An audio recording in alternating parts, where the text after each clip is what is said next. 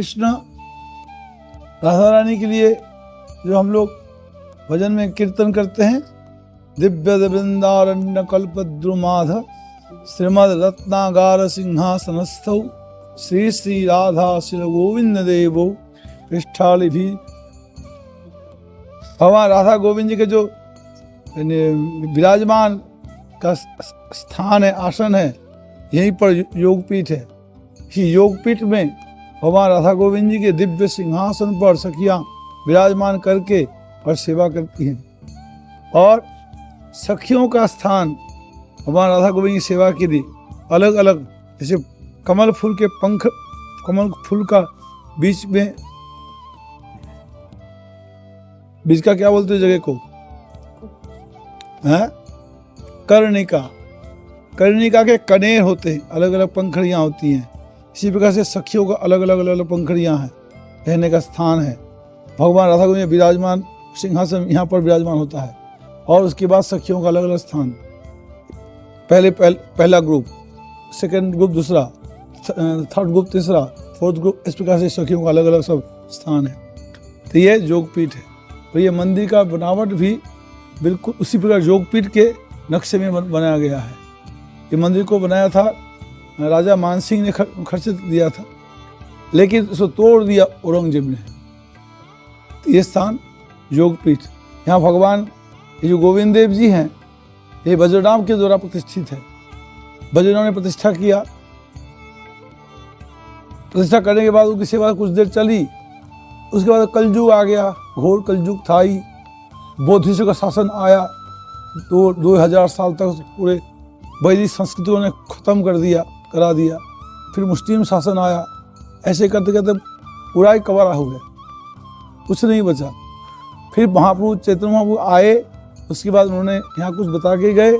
फिर रूप गोस्वामी, सत गोस्वामी को भेजे। उन 6 गोस्वामियों में से रूप गोस्वामी पाद जी को भगवान ने बोला मैं यहाँ पर हूँ। कहाँ पर हो?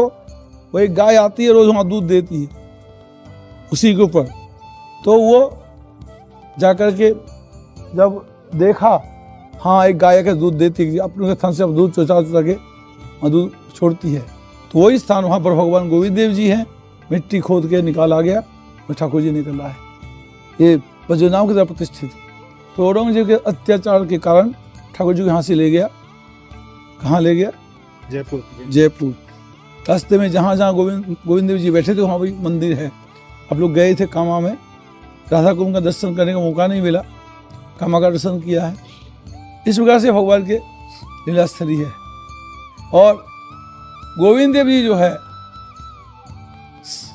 अभिधेय अधिदेव गौड़ीय वैष्णव संप्रदाय का ये 7 देवालय है, मंदिर है। उनमें से एक ये है सुबेरेश्वर के मदन मोहन, ये गोविंद है। आगे गोपीनाथ, फिर राधा रमन, राधा दामोदर, राधा गोकुलानंद, राधा श्याम सुंदर। ये 7 देवालय गौड़ीय वैष्णव का है, हम लोगों का स्थान है। लेकिन ठाकुर जी लोग चले गए, गोविंद देव गोपीनाथ मदन मोहन चले गए, वो जयपुर में है। और यहाँ तो उनके प्रतिमा मूर्ति बना करके सिवा महाप्रभु जी को यहाँ पर उठाया है। मदन मोहन जी पुराने मदन महाप्रभु जी हैं, नए में भगवान कृष्ण हैं। गुरु राधा गोविंद देव जी महाराज। अभिधेय अधिदेव को क्या होता है? अभिधेय किसको बोलते हैं? अभिधेय बोलते हैं संबंध ज्ञान के बाद जो बोध होता है, उनके कर्तव्य जो बोध होता है। सब जब भगवान से संबंध होगा, कर्तव्य क्या है?